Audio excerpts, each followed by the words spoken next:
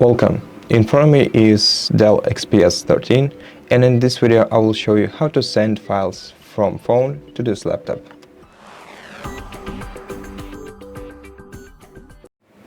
First, open the web browser and search for the website called airdrop.net.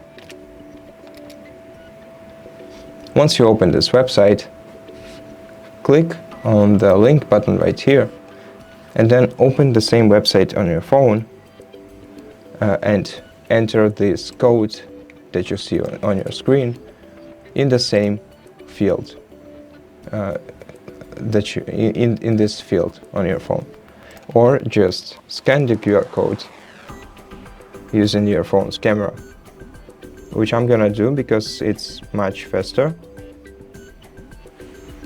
So just open the camera on your phone and open the link using the barcode, the QR code. And right now on your phone you have to tap on your device on the laptop and then open either your files or your photo library and select the file that you want to send and click Add. Now accept the file on your device.